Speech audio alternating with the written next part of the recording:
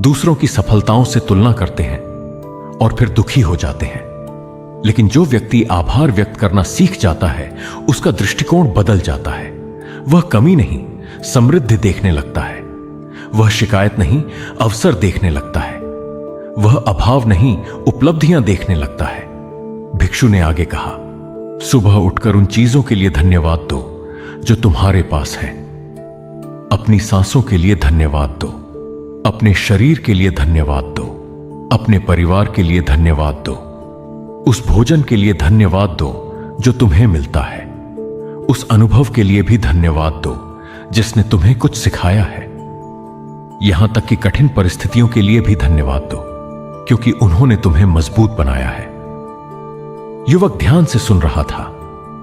भिक्षु ने मुस्कुराकर कहा, जिस मन में आभार होता है वहां शिकायत ज्यादा देर तक नहीं टिक सकती, और जहां शिकायत नहीं होती वहां शांति अपने आप जन्म लेती है।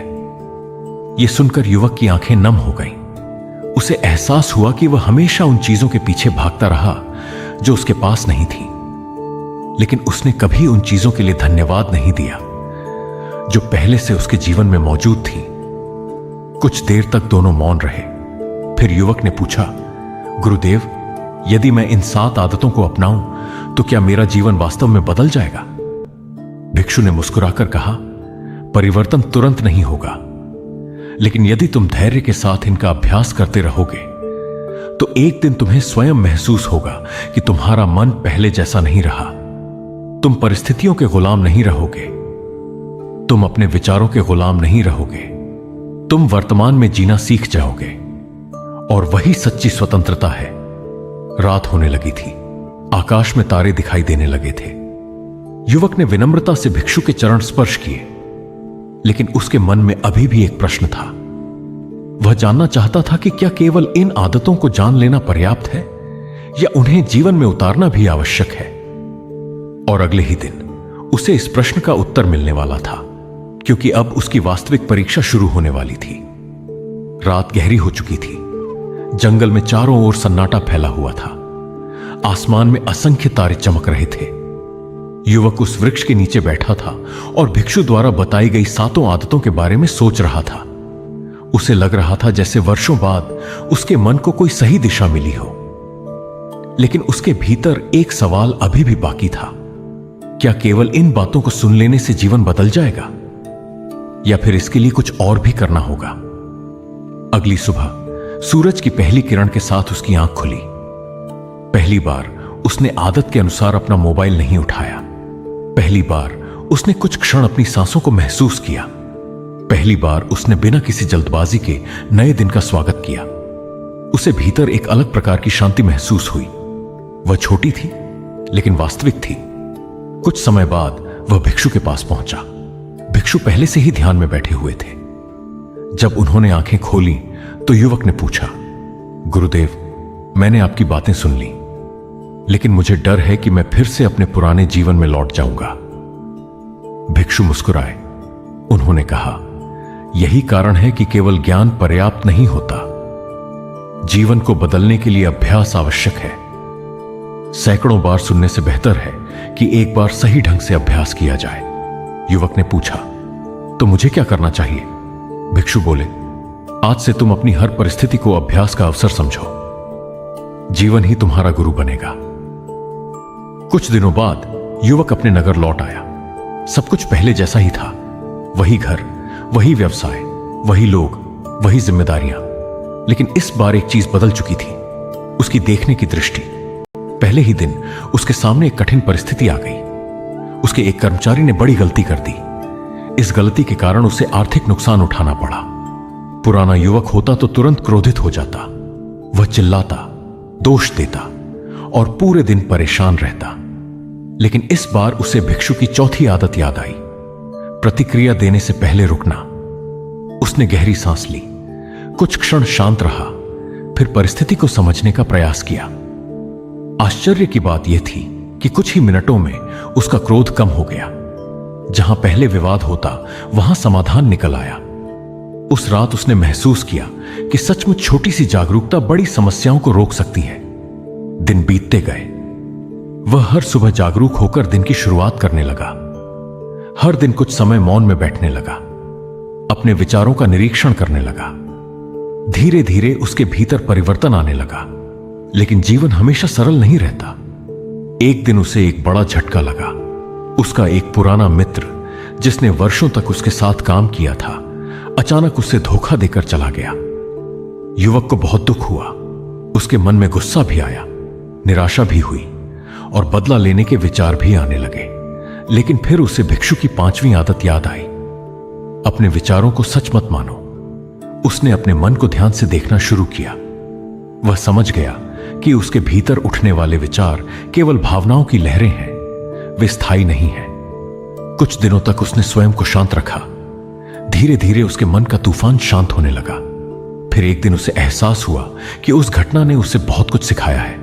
उसने लोगों को समझना सीखा, उसने धैर्य सीखा, उसने स्वयं पर भरोसा करना सीखा। जो घटना पहले उसे अभिशाप लग रही थी, वही उसके विकास का कारण बन गई। समय के साथ उसका जीवन बदलने लगा, लेकिन सबसे बड़ा परिवर्तन उसके भीतर हो रहा था। पहले वह छोटी छोटी बातों पर परेशान हो जाता था, अब वह परिस्थितियों को समझने लगा था। पहले वह हर समय भविष्य की चिंता करता था, अब वह वर्तमान में अधिक रहने लगा था। पहले वह हर समय कुछ पाने की दौड़ में लगा रहता था, अब वह जो उसके पास था उसकी भी कद्र करने लगा था। एक शाम वह अपने घर की छत पर बैठा था। सूरज डूब रहा था, आकाश सुनहरे रंगों से भर गया था, हवा धीरे धीरे बह रही थी। अचानक उसे भिक्षु की 3री आदत याद आई, अपनी इंद्रियों से जुड़ना। उसने वर्षों बाद डूबते हुए सूरज को सचमुच ध्यान से देखा। उसने हवा को महसूस किया, पक्षियों की आवाजें सुनी और उसी क्षण उसे एहसास हुआ कि जीवन की सुंदरता हमेशा उसके आसपास मौजूद थी, लेकिन उसका मन इतना व्यस्त था कि वह उसे देख ही नहीं पाता था। उसकी आंखों में हल्की नमी आ गई। वह मुस्कुराया, क्योंकि पहली बार उसे बिना किसी कारण के खुशी महसूस हो रही थी। कुछ महीनों बाद वह फिर उसी जंगल में गया। वही विशाल वृक्ष, वही शांत वातावरण और वही वृद्ध भिक्षु। युवक ने उनके चरण स्पर्श किए। भिक्षु ने उसे देखा और मुस्कुरा दिए। उन्होंने पूछा, कैसे हो? युवक ने उत्तर दिया, गुरुदेव, मेरी समस्याएं अभी भी हैं, मेरे जीवन में चुनौतियां भी हैं, कई बार कठिन परिस्थितियां भी आती हैं, लेकिन अब मैं पहले जैसा नहीं हूं। भिक्षु ने पूछा, क्या बदला है? युवक ने मुस्कुराते हुए कहा, पहले मैं हर परिस्थिति को बदलना चाहता था, अब मैं स्वयं को समझने का प्रयास करता हूं। पहले मैं खुशी को भविष्य में खोजता था, अब मैं उसे वर्तमान में महसूस करता हूं। पहले मैं हर समय शिकायत करता था, अब मैं आभार व्यक्त करता हूं। पहले मैं अपने विचारों का गुलाम था, अब मैं उनका साक्षी बनने लगा हूं। भिक्षु संतोष से मुस्कुराए, फिर बोले, यही बुद्ध का मार्ग है। यह चमत्कारों का मार्ग नहीं है, यह जागरूकता का मार्ग है। यह भागने का मार्ग नहीं है, यह जीवन को पूरी तरह जीने का मार्ग है। युवक ध्यान से सुनता रहा।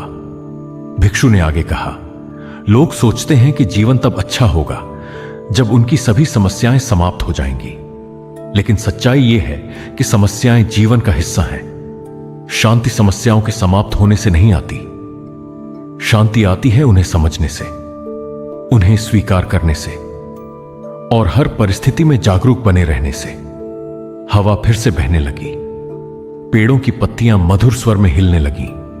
भिक्षु ने आकाश की ओर देखते हुए कहा, याद रखो, खुशी कोई मंजिल नहीं है, यह चलने का तरीका है। शांति कोई वस्तु नहीं है जिसे प्राप्त किया जाए, यह एक अवस्था है जिसे जिया जाता है, और वर्तमान क्षण से बड़ा कोई खजाना नहीं है।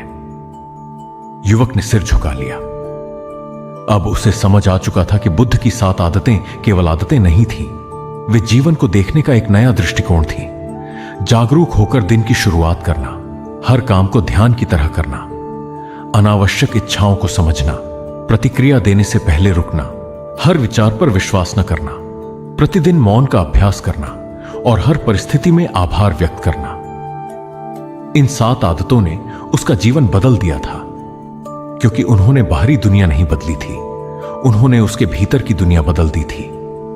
और जब भीतर की दुनिया बदल जाती है तब वही जीवन जो पहले बोझ लगता था एक सुंदर यात्रा बन जाता है। दोस्तों, अगर आप भी अपने जीवन में शांति, आनंद और स्थिरता चाहते हैं तो इन 7 आदतों को केवल सुनिए मत, इन्हें अपने जीवन में उतारिए। शुरुआत छोटी कीजिए, हर दिन थोड़ा थोड़ा अभ्यास कीजिए, क्योंकि जीवन एक दिन में नहीं बदलता, लेकिन सही दिशा में उठाया गया एक छोटा कदम भी भविष्य को बदल सकता है। याद रखिए, अतीत बीत चुका है, भविष्य अभी आया नहीं है। आपके पास केवल यह वर्तमान क्षण है, और जो व्यक्ति इस क्षण को पूरी जागरूकता के साथ जीना सीख लेता है वही वास्तव में जीवन जीना सीख जाता है। यही भगवान बुद्ध का संदेश था।